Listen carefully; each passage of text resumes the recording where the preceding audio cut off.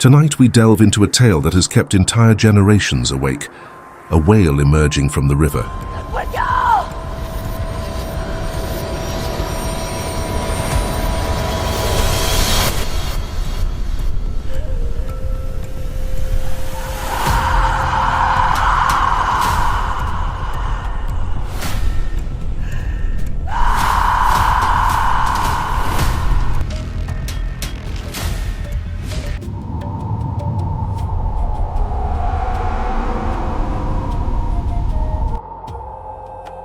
In almost every culture in the world, stories persist that take on a reality of their own. The air turns cold and thick with fog.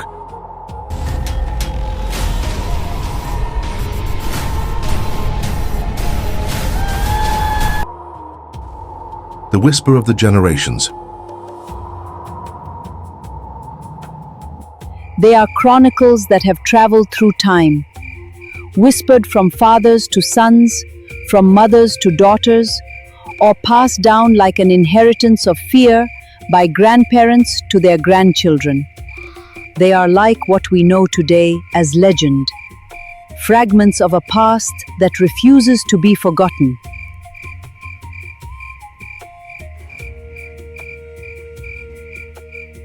Cierren bien las puertas, porque la Llorona les va a golpar y se los va a llevar. Cierren bien las puertas, porque la Llorona les va a golpear. Tonight, we delve into a tale that has kept entire generations awake, a wail that has left children lying vigilant, listening for the echo of the river. For tonight, we shall listen to the cries of one whose grief knows no rest. Tonight, we speak of the legend of the Weeping Woman.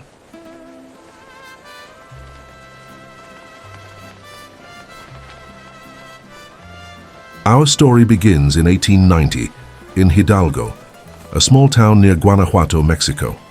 There, a handful of families lived in absolute harmony, enjoying the peace and the generous harvest that the land offered them each season.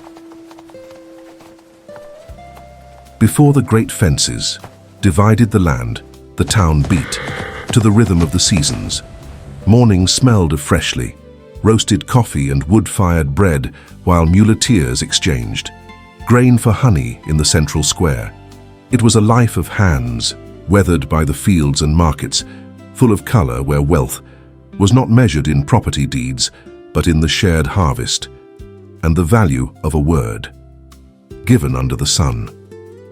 It was the height of summer, and beneath an unrelenting sun, the townspeople of Hidalgo gathered at the market, dressed in white linen and wide-brimmed hats, to shield themselves from the heat. Peace was the town's only law, until the day the thunder of hooves against dry earth announced an unexpected arrival. The landowners had returned. At their head, riding his horse with quiet arrogance, appeared Mario, the landowner's son, whose presence would alter the fate of everyone forever.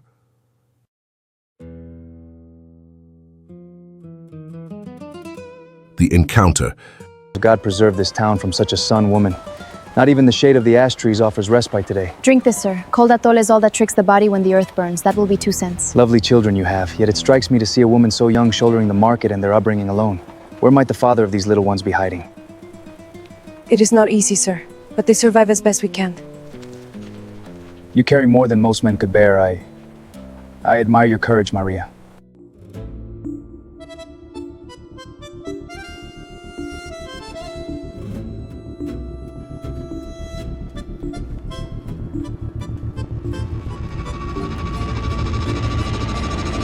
Following that first meeting, the Hidalgo market became the setting for a courtship as constant as it was unequal.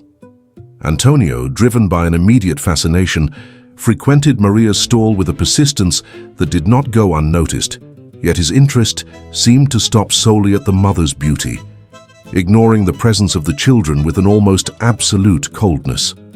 Maria, possessing a pride as vast as her poverty, kept a cautious distance, knowing that the worlds of the landowner and the atole vendor were separated by unbridgeable chasms. But from the shadows of a nearby corner, the eyes of the curandera, the village elder, took in everything with unsettling clarity. Without parents to guide her, Maria stood alone against the landowner's ambition. The curandera sensed a dense vibration, a dark energy beginning to enfold that nascent bond. The seasoned woman knew that Maria's pride was a wall difficult to scale, but the foreboding of an impending tragedy compelled her to seek the right moment to warn her that, at times, the interest of a powerful man is merely the prelude to a long night. The relationship between Maria and Antonio was not born of love, but was rather a seed of ruin.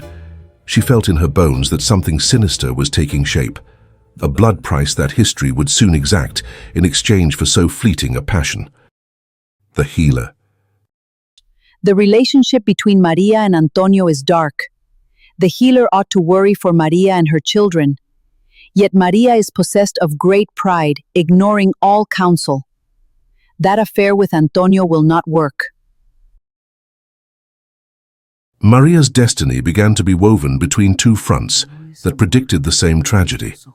On the one hand, in the darkness of the hut, the Santanera issued warnings loaded with dark visions, imploring Maria to see the shadow that lurked behind the brightness of the landowner. But Maria, blinded by a pride that she confused with freedom, despised the old woman's wisdom, calling her senile. Meanwhile, in the halls of the mansion, the contempt was of a different kind.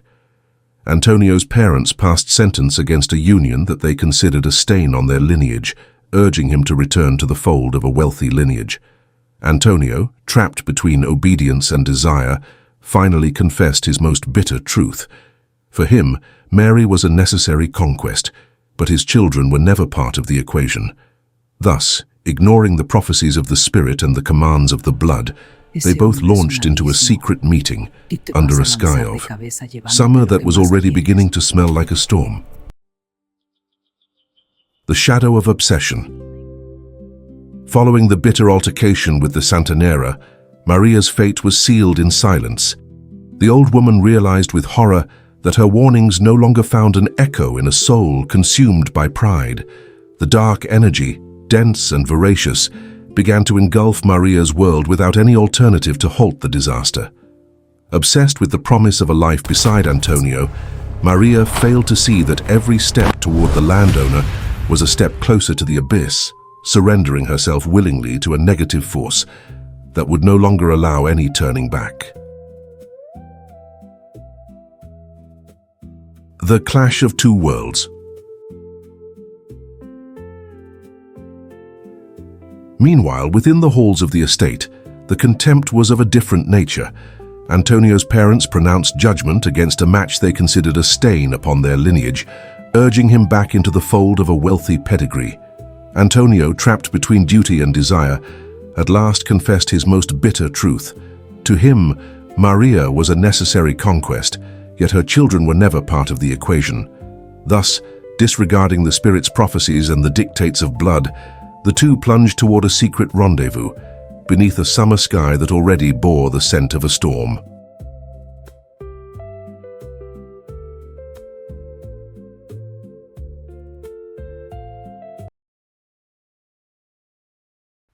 Antonio, that woman is a market vendor. She does not have our stature, and to make matters worse, she comes with two children who are not hers. Son un estorbo. Tu madre tiene razón. Deberías concentrarte en Melissa, la hija de los hacendados del norte. Esa relación con la sirvienta es un error monumental. Se equivocan. Mi único interés es María. Los niños no son más que un estorbo en mis planes a largo plazo. Think carefully about what you are doing, son. End that madness before it is too late and it complicates the honor of our family.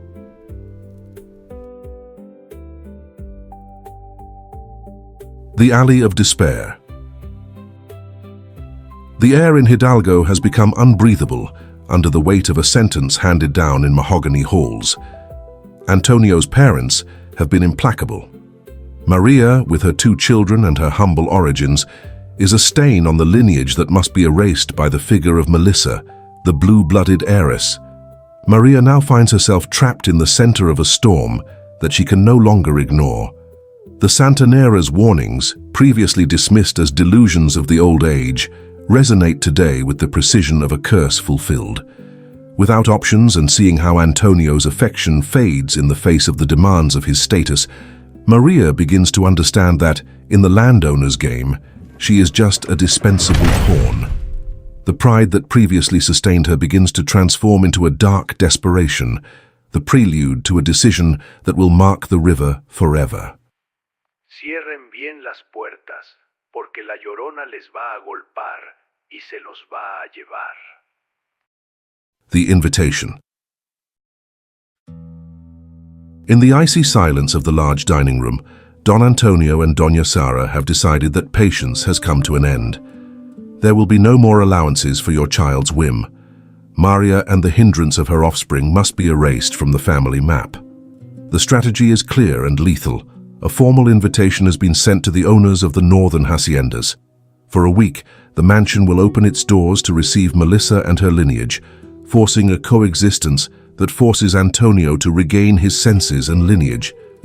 Antonio's parents are not only looking for friendship, they seek a pact of blood and land that will leave the atoll cellar as a bitter memory, ensuring that her son understands once and for all that the family name does not mix with the mud. This situation with Antonio must come to an end. I am going to write a letter to Don Luis Garcia and Doña Sofia. Yes, I agree. We should invite them and their daughter Melissa.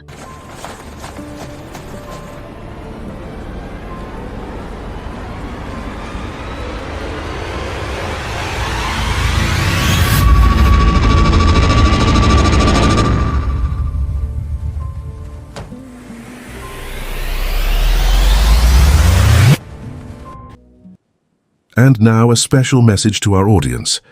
We deeply appreciate your utmost attention and thank you for embarking on this historical journey with us. Dear viewer, bringing these stories and videos to life requires a great deal of effort and dedication. If you enjoy our work, please consider subscribing to the channel, sharing this video, and leaving a comment. Your support means everything to us. Thank you. Al atardecer, la Llorona va a entrar el pueblo y se va a llevar los niños que estén por fuera. They are not here on a visit. They have come to Antonio away.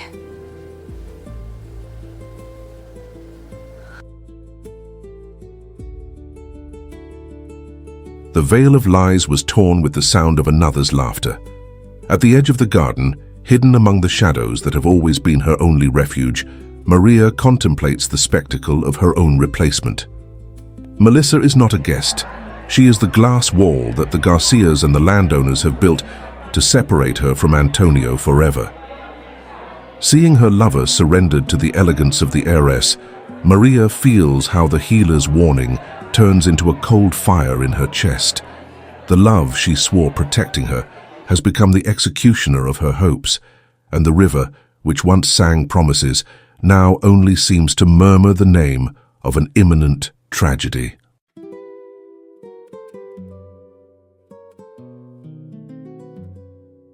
The poison did not come from rejection, but from a desire that was already burning in Mary's womb, the thirst for gold and the hunger for lineage.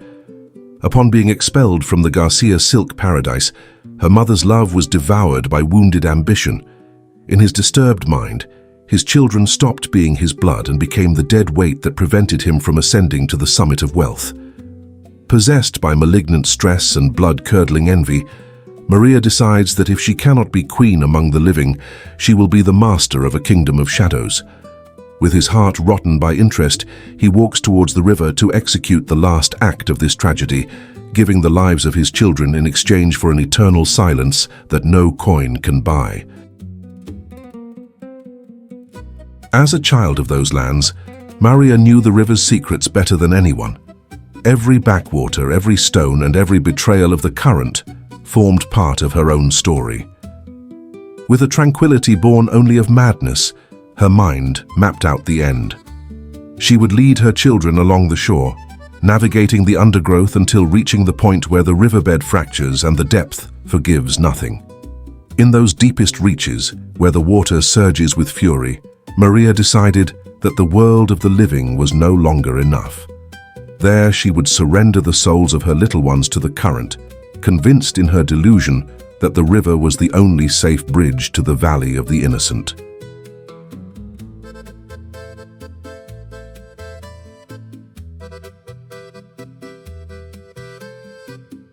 With her plan quieted within her mind, Maria carries out the final movement of her departure. Before setting out for the riverbank, she chooses to acquire 2 new dolls, a token meant to offer quiet comfort.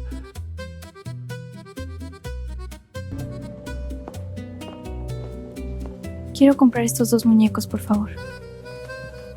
Por supuesto, señorita. Son muy especiales.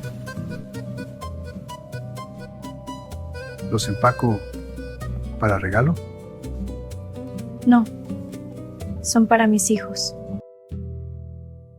Beneath the pale moonlight, these simple figures occupy the children's thoughts as they walk the dark path toward the water. Maria steps with steady resolve, leading them toward the secluded stretch known only to her, where the shore gives way to the deep, silent current. While the little ones remain engrossed with their new toys, she counts every moment and step. She knows that just beyond the shallow edge, the powerful river will take its course, enveloping everything in its wake and carrying them away into the quiet night long before they can comprehend what has transpired. The road of no return.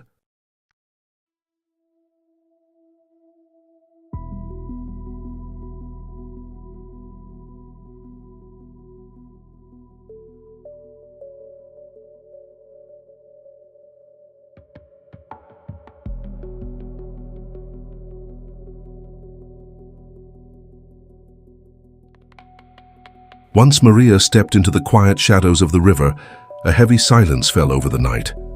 As she let go of her children into the gentle stream, she returned to the shore like one awakening from a dark spell.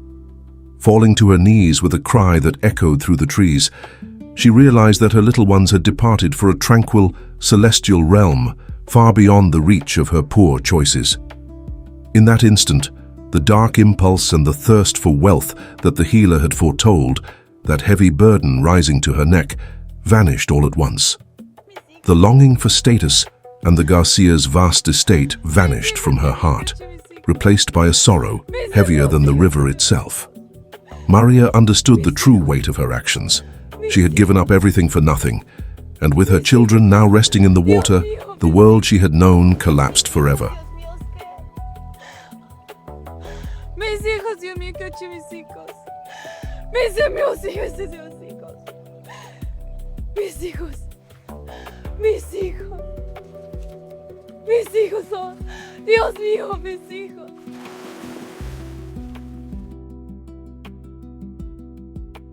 Mis hijos, Dios mío. Mis hijos, Dios mío, que ocho mis hijos. Mis hijos, Dios mío.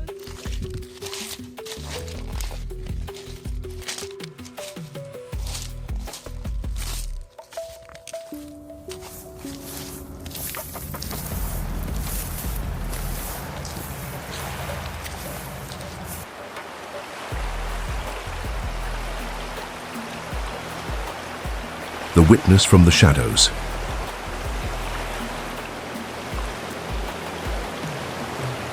In the distance, concealed among the reeds, an old campesino stood as the sole witness to the end of a world. He watched Maria step into the water with her children and saw how, following the sepulchral silence of the river, she returned alone to the bank, shattered by a weep that scarcely seemed human. Paralyzed by horror, the old man observed as Maria walked back toward that same deep stretch, submerging herself one last time until disappearing into the current. The elder's tears were the first to fall for this tragedy. He saw the spirit rise from the waters, no longer a mother, but a curse. It would fall to him to bear the news to the town, to recount how the river devoured the living and yielded a legend. From that night forward, the quiet of Hidalgo's streets would carry a name, and the old witness would remain the voice keeping alive the initial lament of La Llorona. Mis hijos.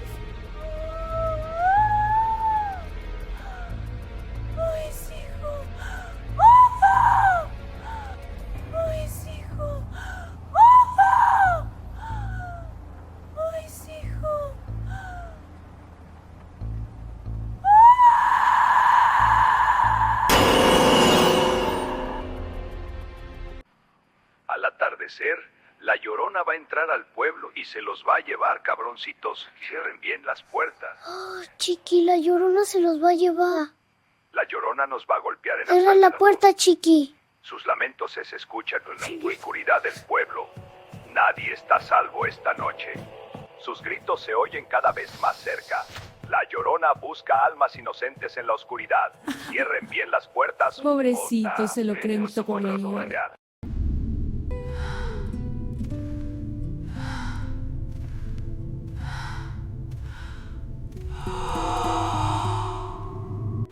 Chamacos cabroncitos, si no se portan bien, la Llorona va a golpear y se los va a llevar. Mi abuela y mi mamá me han dicho que porte bien o la Llorona me va a llegar en la noche. Y si no para que después mira bien aprenat bien para pana, con su vestido blanco y cuello largo, como muy largo. ¡Ay, qué miedo! Adiós.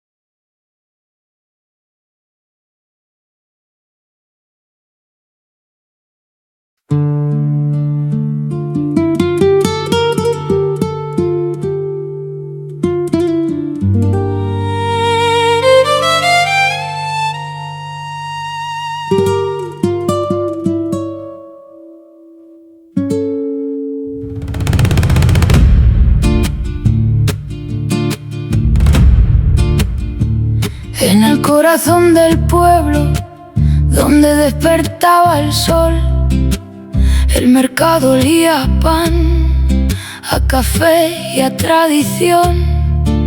Gente humilde de la tierra, bajo un cielo siempre azul, antes que la sed de oro apagara toda luz. Pero Antonio apareció con su orgullo y su poder, y en el alma de María la ambición empezó a crecer. Cegada por la riqueza y un apellido de seda, su amor de madre se consume en la hoguera, con dos muñecas nuevas en sus manos de inocencia. Caminan entre sombras sin saber la sentencia. Y el río sabe bien cada nombre y cada error, ahogando la inocencia, ahogada en el dolor. Un alma condenada que vaga en la penumbra, llorando en la noche por la paz que no la alumbra.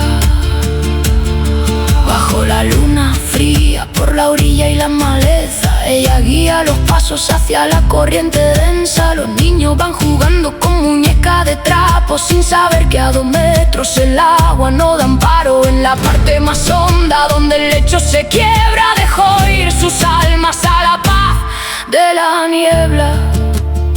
La fiebre negra se apagó al salir a la orilla, sola y destrozada, llorando entre la hierba. La ambición ha muerto, la locura se ha ido, dejando solo el peso de un amor perdido.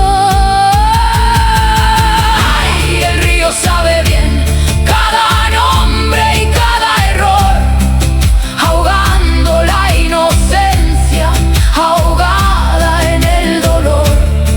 Un alma condenada que vaga en la penumbra, llorando en la noche por la paz que no la alumbra.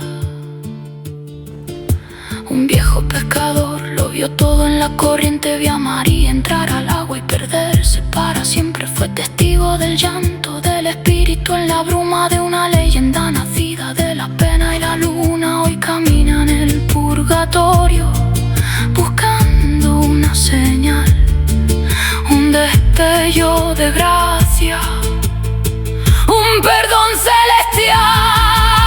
Ay, el agua lavará tanta culpa y dolor, renaciendo de la noche con un nuevo resplandor. Aunque vaga por la tierra vestida de blanco, habrá una luz de fe que la saque del llanto. Que el río le perdone lo que el fondo se llevó, que su alma encuentre paz y se apague el clamor. De la mano de sus hijos cruzando la orilla, reunidos para siempre en la luz que nunca expira.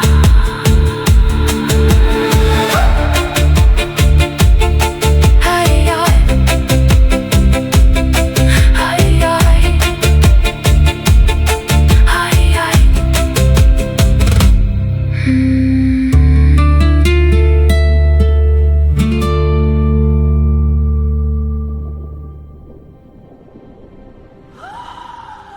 Dear viewer, bringing these stories and videos to life requires a great deal of effort and dedication.